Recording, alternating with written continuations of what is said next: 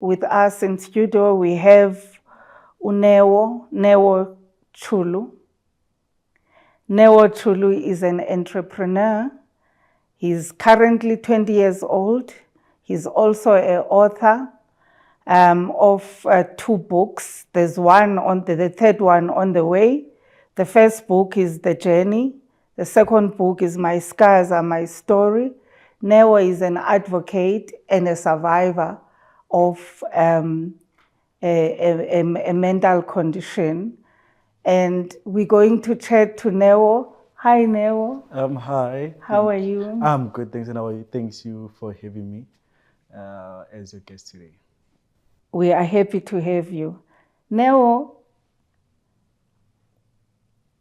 when you were 15 years old, what happened in your life that changed who Neo was supposed to be at the time?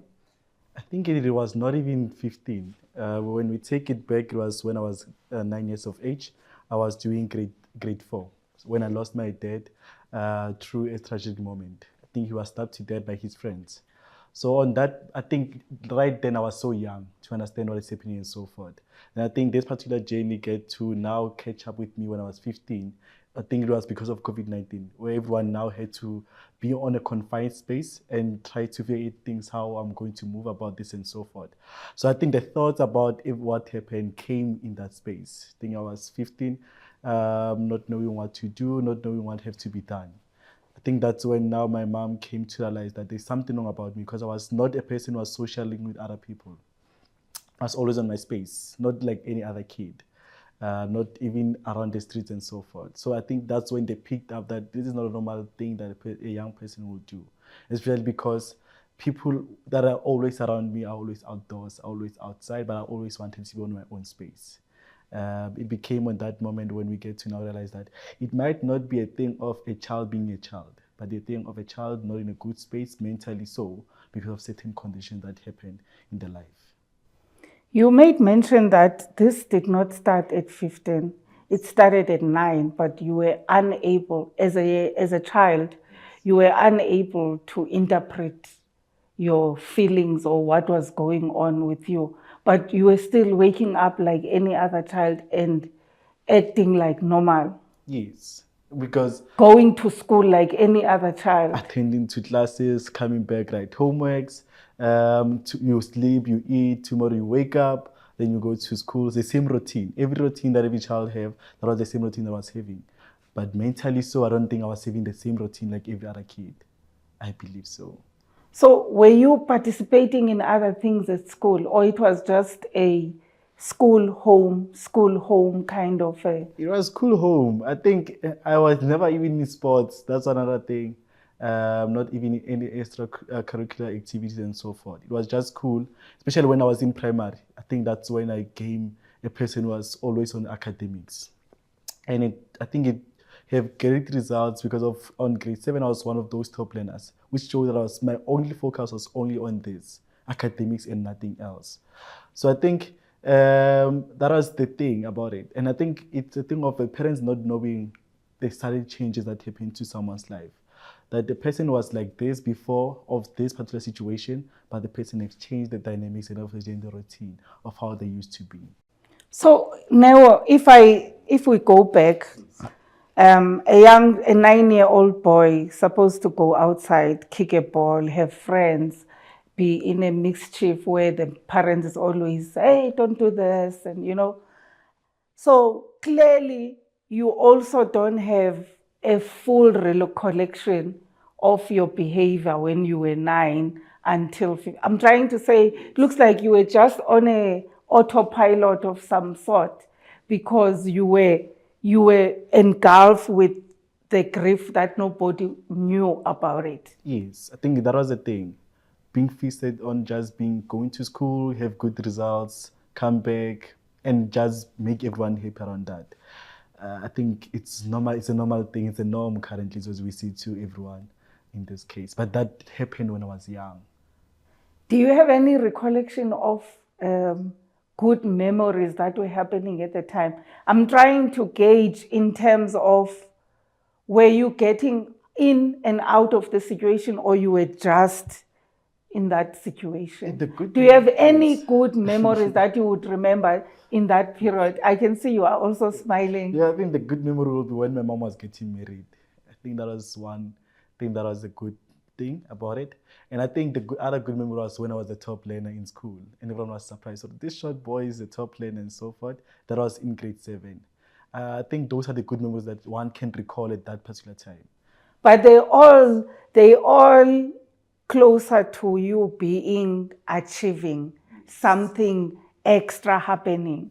I think they are all close They to all close to that. It's all about so you you all don't doing have a something. recollection where you're gonna say, I learned a dance, or I was the best dancer. No.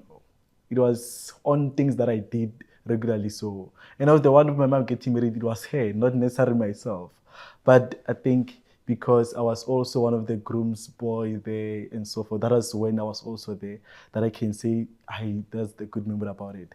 Then I think everything was more on academics, more of myself, and that's personal achievements that I can look into and say, this was only thing that I focused on. Was there pressure at home for you to achieve more, better results, and? I think pressure comes from everywhere. If we can be honest about it, especially because I come from a township, Mamelodi, you will want to have a pressure of achieving good and not be like everyone, because that's where most of young people get to be involved in drugs, be involved in all this wrong stuff. So you have that particular pressure to be the best amongst everyone, to be the best on your parents, to be the best in your family and so forth. That when they look at you, they see a hope and light and don't look at you like every other kid around the hood. So I think that pressure came not necessarily a pressure that I was told that you need to achieve this and so forth, but it came from a pressure whereby the comments that they made about certain stuff. I realized that you must not do this thing, because if you do this thing, it's not going to affect you in a good way. You will now be seen in a bad way within your household and so forth. So I think the pressure is not that thing that was given and say, you must do this today, tomorrow, and so forth. It just came, and not directly so, but indirectly. So the responsibility that you put on yourself, that for me to achieve, for me to get out of, if you are in poverty, or for me to change my home lifestyle, I have to achieve. So it's a pressure that automatically, without anyone saying it, it's already there. It's already there. It exists without even you realizing that this exists. But you see how you live, how you want to also live in the next future. Like, I must do this without any hesitation. This is something, the responsibility that I'm giving it to myself. It's a commitment that I make and say, I want to achieve these things. But for me to achieve these things, there's this pressure I must put on myself, which is to focus and achieve all the great things without any hesitance. So you mentioned these two milestone things that happened, your mom's wedding and you achieving at school. When you look back, do you think you really enjoyed the satisfaction from these two events? Or once you were done with them, you were on to the next pressure? I think that's a thing that still exists even today, whereby it's a thing of you achieve this, you're like, oh, that's the next one that I must achieve. You don't focus on celebrating that. It's not that doesn't satisfy you currently. So it's a thing of let me get rid of this and achieve this and move to the next one. So that was the case, that I needed to achieve this. And but I think on the one of grade 7 being a top and so forth, it did boost my my confidence to a certain extent, whereby you are seen as a person who has achieved all these things. Teachers are now making example about you and so forth. Teachers see you as an exemplary person that they can point and say, you see, he did this and so forth. I think it's a thing that even today when I go to the primary school, they still remember that and say, he did this, he got this certain amount of awards and so forth. So it's still, I think on that one, it's something that I still cherish even today and feel like if it was not for that one, I was not going to be where I am, because it boosted the confidence and also boosted my ability to achieve the greater stuff. So let's go back, because 15 was the turning point. Yes. You have been a walking individual with all these heavy load, because from 9 years to 15, I mean, close to 6 years, you have been suffering silently and nobody aware of what is going on. So, who asked you, or was it you, or was it your mom who said, you know what, Neo, just go and check this thing out? Or sometimes, as individual, if there's something wrong with me, I don't see myself. I mean, when I look in the mirror, I see a perfect individual, but the people around me sometimes are the ones who are saying, hey, no, we know you, we love you, but can you go and look? How did it happen with you? I live with my grandmother, and I think she's the person who knows me much. I think she's the one who noticed that's behavior and so forth. Once she noticed that behavior, she didn't come directly to me. She went to my mom because she knows that I'm comfortable to speak to my mom about everything. She went to my mom and told her that this is not a normal thing. Neo was not like this before. He was such a good boy. He was doing things that are done by every kid, not this thing that he's now doing, and everything like that. What were you doing now? Like, what were you I doing? think I was keeping myself in a closed space. I think, when you no longer want to interact with anyone, when the family activities, you don't want to go there because you feel like this is not your space anymore. So you were isolating? I was isolating myself much Okay. often. I think there were drawings that my dad made but before he passed away. So I had collection of those drawings. I made those drawings by myself, then placed them on my wall in my room. That was something that You duplicated your dad's drawings? Yes.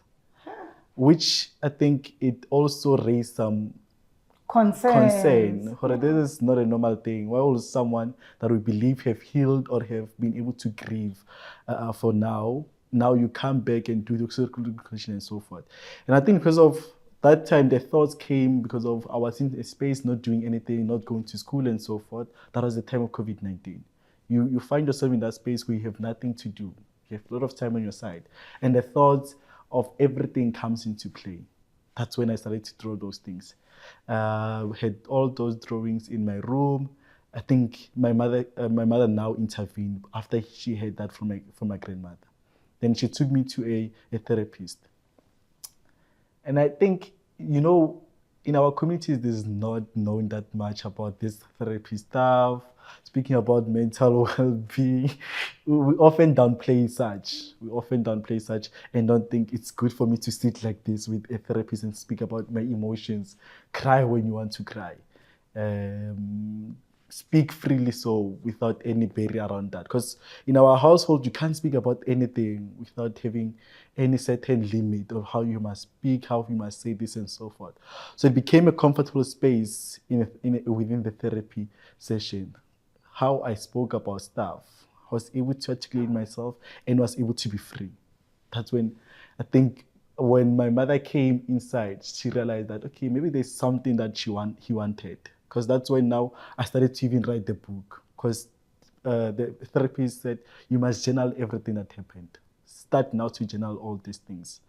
If you can't speak to anyone, use book or use your notepad as a way of speaking. That's when the journaling of emotions, of all events came to play. I think it was now I became a person of like, okay, this is something that I can do without myself being pushed by my mother or my grandmother.